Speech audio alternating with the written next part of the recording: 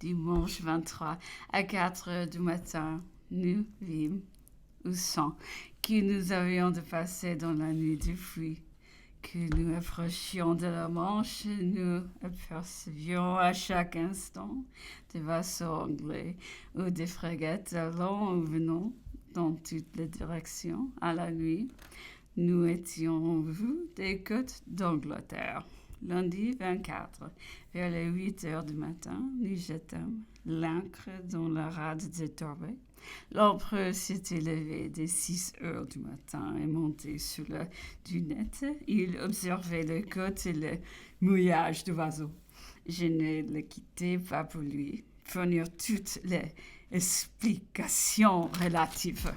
Le capitaine Maitland expédia aussitôt un courrier à Lord Keith, son admiral général qui était à Plymouth, le général Gorgo, qui était parti sur le Slaney, vint tout nous rejoindre. Il avait dû se saisir de la lettre au prince régent.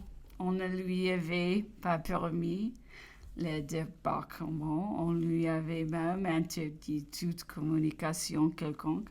Ce nous fut un mauvais augure. Et le premier indice des nombreuses tribulations qui vont suivre, de qui transpira que l'empereur était à bord du Bellerophon.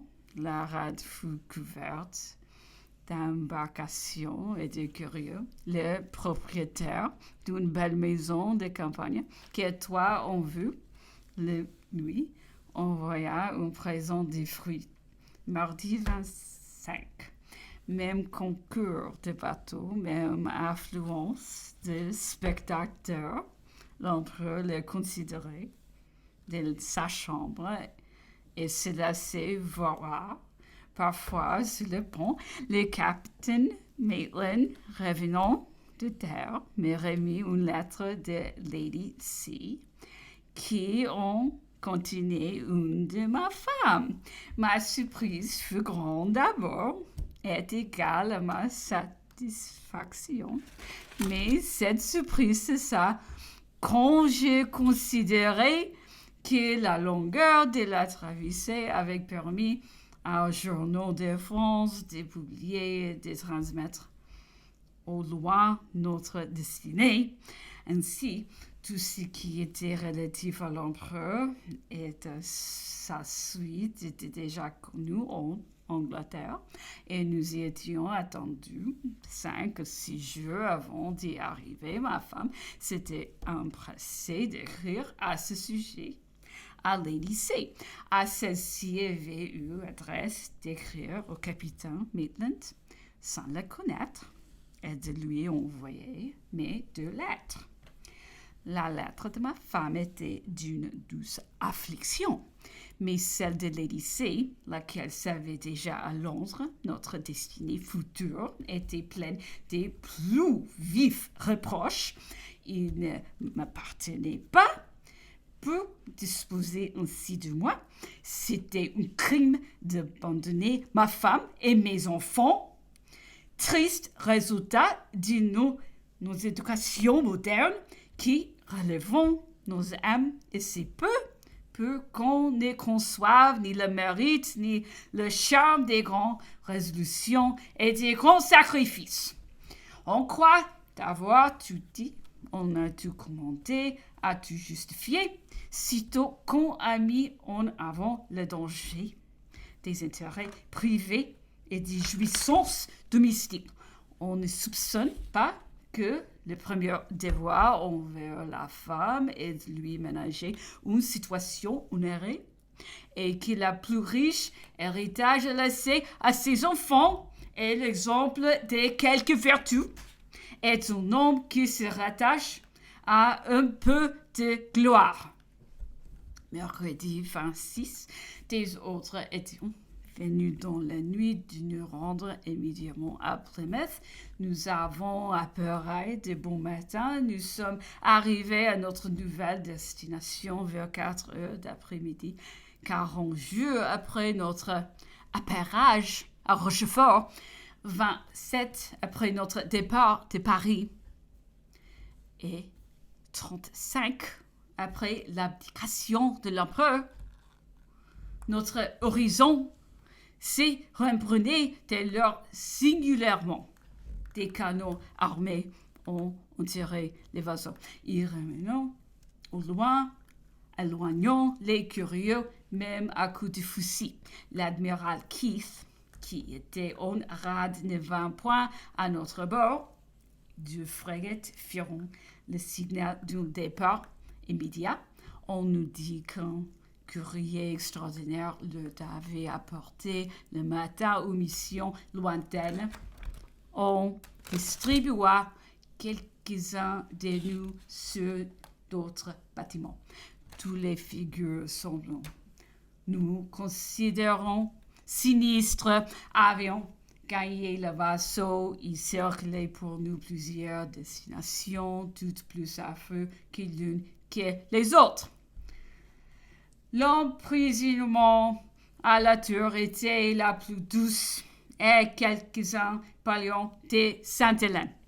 Sur ces entrefaites, les deux frégates sur lesquelles on m'avait fort éveillé apparurent, bien que le vent leur fut contraire pour sortir et arriver par notre traverse. Et laisseront retomber l'ancre à droite et à gauche de nous, presque à nous toucher. Alors quelqu'un me dit l'oreille qu'elle devient. Nous, on devait à la nuit le faire voile pour Sainte-Hélène. Non, jamais je ne rendrai l'effet de ces terribles paroles. Une sœur froide parcourut tout mon cœur. C'était une arête de morte entendre. Des bourreaux impitoyables, mes saisons pour le supplice ont m'arraché violent à tout ce qui m'attachait à la vie. Je tendais douloureusement les bras vers ce qui m'était cher. C'était en vain, il fallait périr. Cette pensée, une foule d'autres, en désordre, exciteront en moi une véritable tempête. C'était le déchirement d'une âme qui cherche à se dégager de ces amalgames terrestres. Mes cheveux ont blanchi. Heureusement, la crise fut courte et mon moral en sortit vainqueur, si pleinement vainqueur, car compté à cet instant, je me trouvais au-dessus de toutes les atteintes des hommes. Je sentis que je pouvais désormais défier l'injustice, les mauvais traitements, les supplices. Je jurais surtout dès lors qu'on attendrait jamais de moi ni plainte ni demande, mais que ceux d'entre nous auxquels j'ai dû paraître si tranquille dans ces fatales circonstances, ne m'accusant point de ne pas sentir. Ils ont prolongé leur agonie en détail. La mienne s'était opérée en masse. Un des rapprochements qui ne sera plus le moins bizarre de ma vie. Revint peu après à mon souvenir. 20 ans auparavant, durant mon émigration en Angleterre, ne possédant rien au monde, je vais refuser d'aller chercher une fortune assurée dans l'Inde parce que c'était trop loin. Mais, disais-je, et que je me trouvais trop âgé aujourd'hui, avec 20 ans plus tard.